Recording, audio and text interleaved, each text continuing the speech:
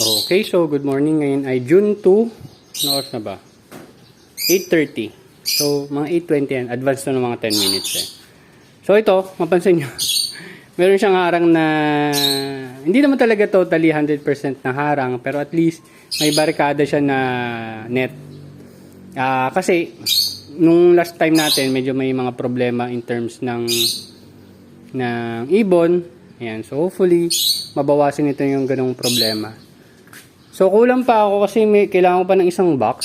So, baka hindi ko muna ituloy itong DFT. Medyo maraming problema. So, gagawa pa rin tayo pero hindi ko sure kung DFT ang gagawin ko or ibang way, baka DWC or kung ano man. Para meron tayo ditong pak choy. Yan. Meron din nata ang purple pak choy dyan. So, hindi ko lang kung gaano ang ilalaki nila. Pero meron din dyang hydraulic at olmeti.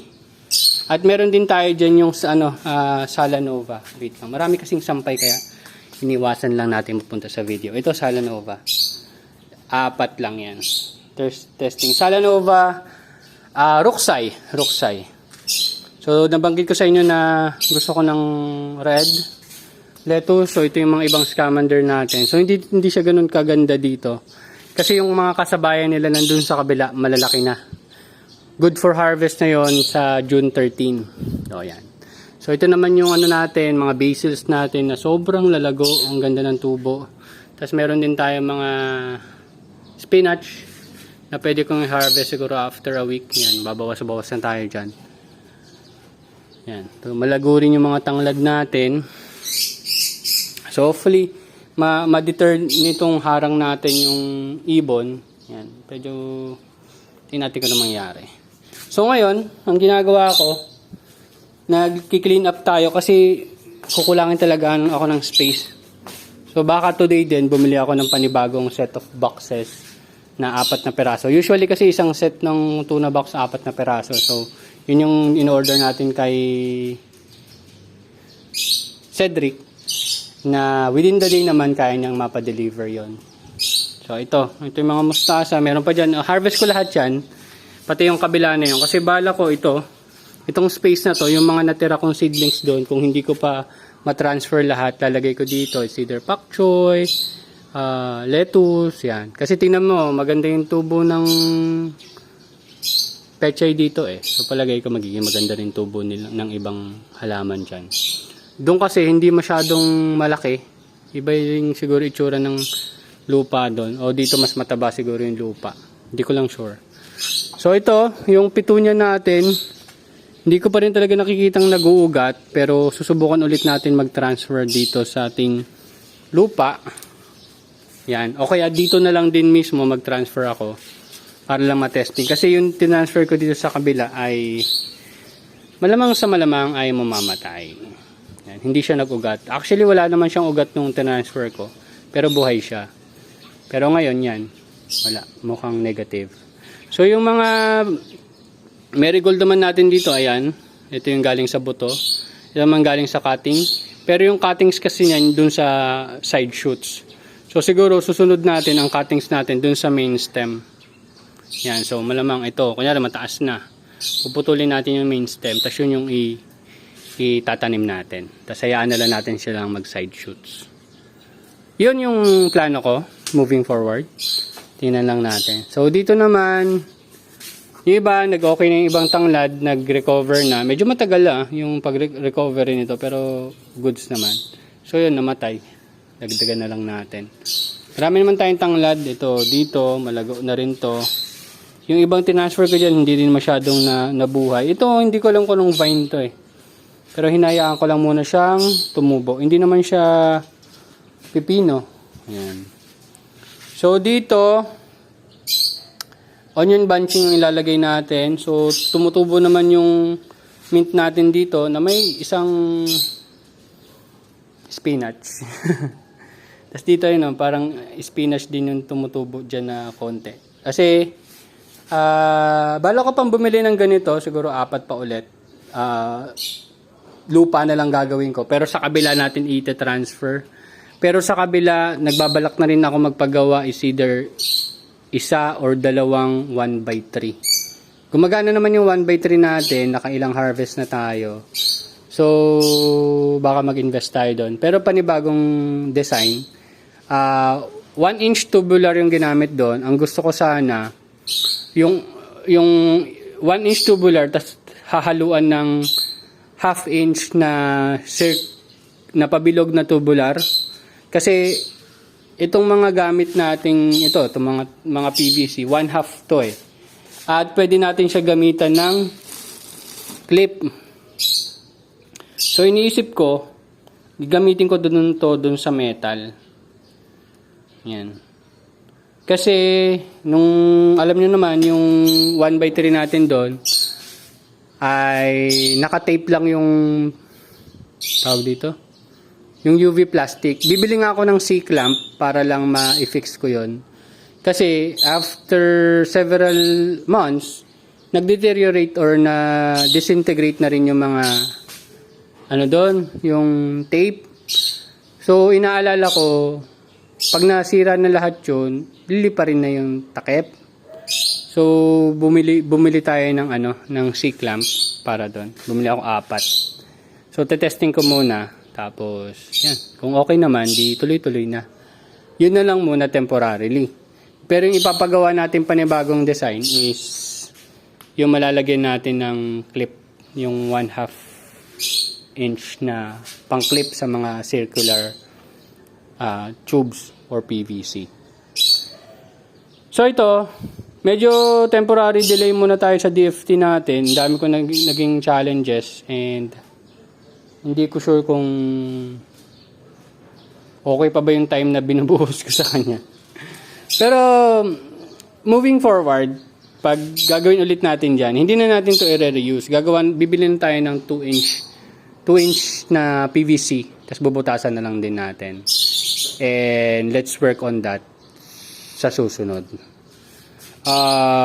Hindi ko pa sure talaga kung ititigil ko siya agad-agad.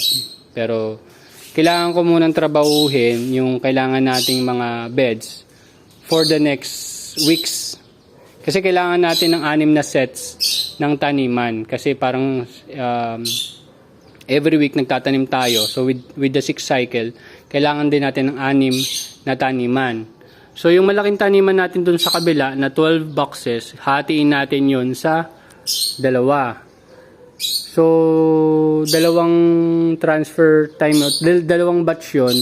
So kung 12 boxes yun, tig 6 per batch. So mga 90 heads. Yun. Ita-timing din natin yon. Sa ano pa naman yun, sa June 6 pa ako magtatanim para doon. Pero ang itatanim ko, kaysa good for 12 boxes, itatanim ko lang is good for 6 boxes. Then the next week, 6 boxes ulit yung timing natin sa pagtatanim. So 90 heads. Pero by computation ko, kung makakapag-expand pa ako ng isang seller or yung isang babagsakan, si Kuya Jojo kasi nag-average siya ng 45 heads per week. So, 3 box ka agad yun. So, kung yung susunod natin makukuha is ganun din ang average. So, or mas mataas pa. So, baka ang kailangan talaga natin is 6 boxes per week.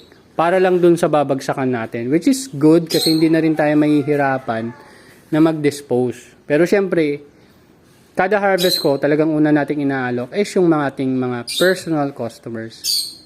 Yan. So, pero meron na akong prospect sa pangalawa at meron pa rin ang prospect sa pangatlong titindahan, babagsakan. Pero kailangan kasi natin ng production doon. Unti-untiin natin. And yung sales naman natin last batch is okay naman. Kasi yung ni-expect natin na 9 boxes, naging 6 boxes na lang. So, around 3K lang yung maximum profit or maximum sales natin doon. Pero umabot tayo ng 2-1 sa actual sales. So, goods yun. Kasi more than 50% yun ng required natin. Yun. So, harvest ko lang to. Tapos baka mamaya magtanim ako dyan. And yung petunia, baka mag-transfer tayo dyan para i-testing natin kung lalago siya dyan sa halaman. Itong mga papaya, baka ibaba ako, tatanong ko kay nanay kung gusto niya ng papaya. Kasi hindi ko sure kung talagang pwede yan dito, kung tutubo. Siguro doon. Kaso kasi lalaki kasi yan. Bahala na lang si nanay kung anong gusto niyang gawin. Kasi gusto niya yata ng papaya. Hirap kasi magpatubo niyan. Lalo na kung maliit lang yung location. Anyway, yun muna yung focus natin. Focus tayo sa ating production ng lettuce. And bibili tayo ng panibagong boxes, 4 na box. So doon sa time na yun, video ako ng isang box doon siguro. Para makita nyo lang kung paano ko binubutasan yung boxes natin. And ito, pwede rin kayong mag-alternative.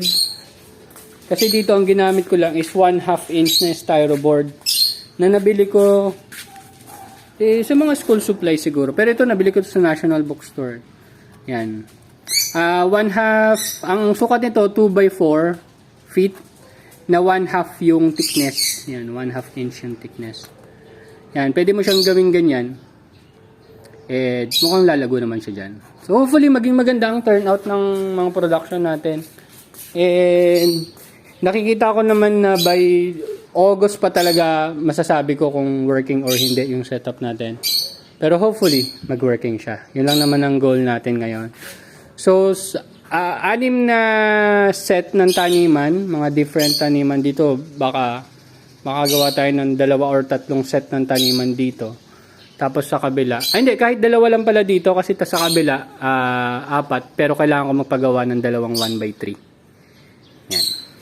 Para goods na tayo, tuloy-tuloy na yung production, and hopefully by the end of the year, going positive na yung business fund natin, which is unti-unti naman nababawasan.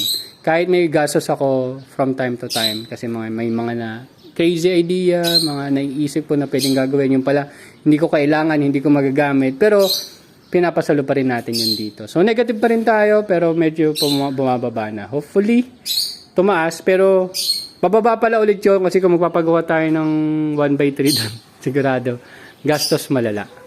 Pero it's a learning process, and bagong design naman yung papalagay natin doon.